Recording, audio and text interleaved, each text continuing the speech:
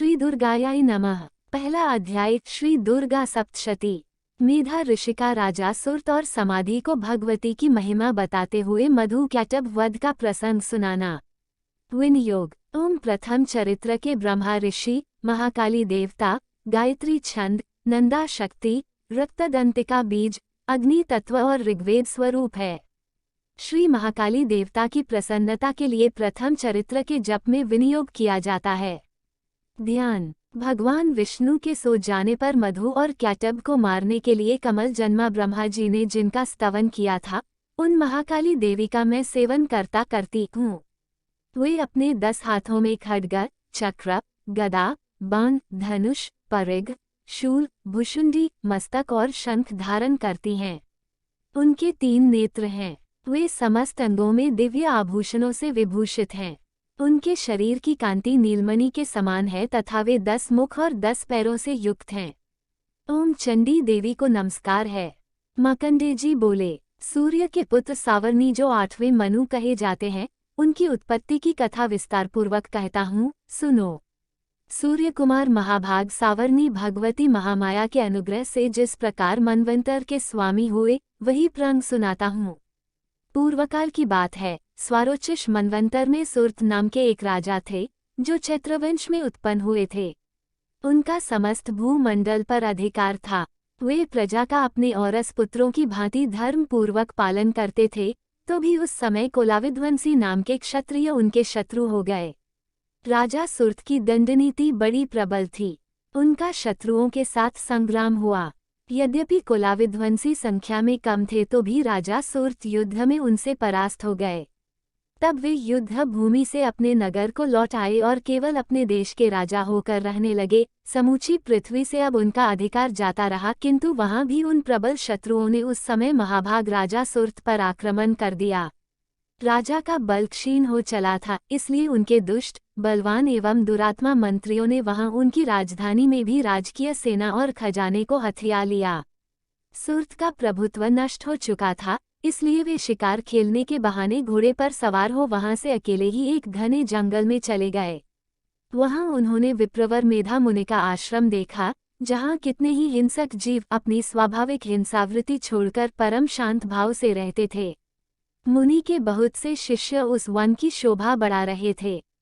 वहां जाने पर मुनि ने उनका सत्कार किया और वे उन मुनि श्रेष्ठ के आश्रम पर इधर उधर विचरते हुए कुछ काल तक रहे। फिर ममता से आकृष्ट होकर वहां इस प्रकार चिंता करने लगे, पूर्व काल में मेरे पूर्वजों ने जिसका पालन किया था, वही नगर आज मुझसे रहित है। पता नहीं मेरे दुराचारी भृत्यगण उसकी धर्मपूर्वक रक्षा करते हैं या नहीं। जो सदा मद की वर्षा करने वाला और शूरवीर था, वह मेरा प्रधान हाथी अब शत्रुओं के अधीन होकर न जाने किन भोगों को भोगता होगा।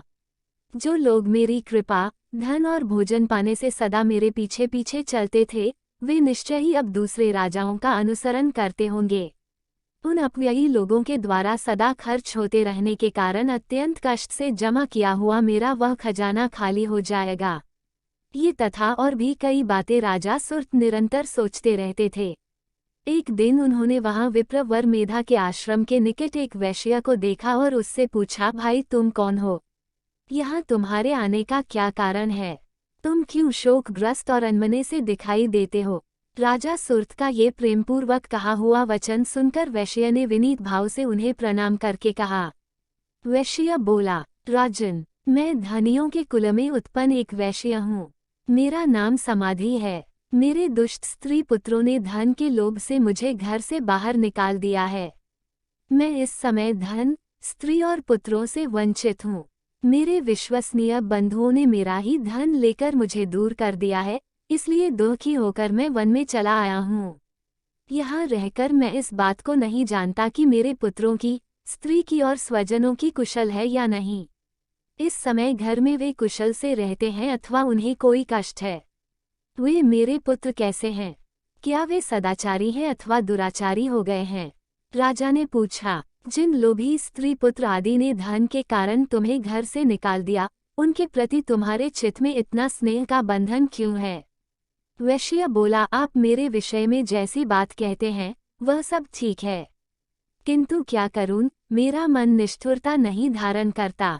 जिन्होंने धन के लोभ में पड़कर पिता के प्रति स्नेह, पति के प्रति प्रेम तथा आत्मीय जन के प्रति अनुराग को तिलांजलि दे मुझे घर से निकाल दिया है, उन्हीं के प्रति मेरे हृदय में इतना स्नेह है।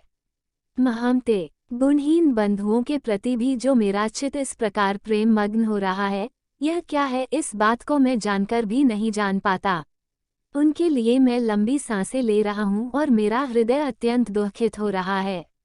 उन लोगों में प्रेम का सर्वथा अभाव है, तो भी उनके प्रति जो मेरा मन निष्ठुर नहीं हो पाता, इसके लिए क्या करूं? मार्कंडेय जी कहते हैं, ब्रह्मन।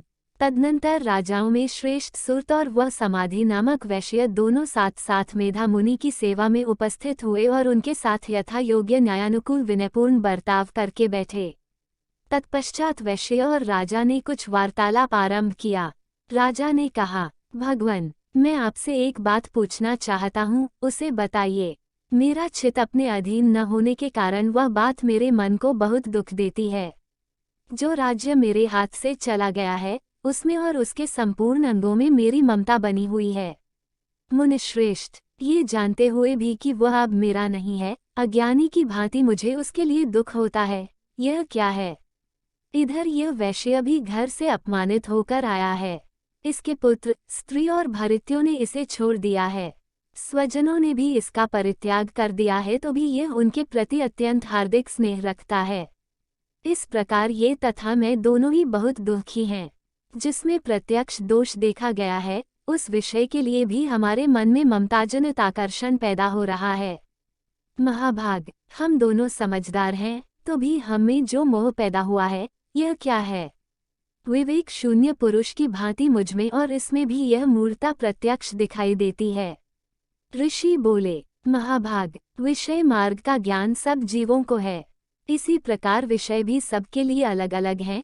कुछ प्राणी दिन में नहीं देखते और दूसरे रात में ही नहीं देखते, तथा कुछ जीव ऐसे हैं जो दिन और रात्रि में भी बराबर ही देखते हैं।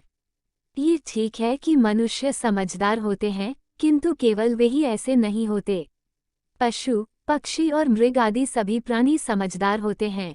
मनुष्यों की समझ भी वैसी ही होती है जैसी उन मृग और पक्षियों की होती है, तथा जैसी मनुष्यों की होती है वैसी ही उन मृग पक्षी आदि की होती है। ये तथा अन्य बातें भी प्रायः दोनों में समान ही हैं। समझ होने पर भी इन पक्षियों को तो देखो, ये स्वयं भूख से पीड़ित होते हुए भी मोहवश बच्चों की चोंच में कितने चाव से अन्न के दाने डाल रहे हैं।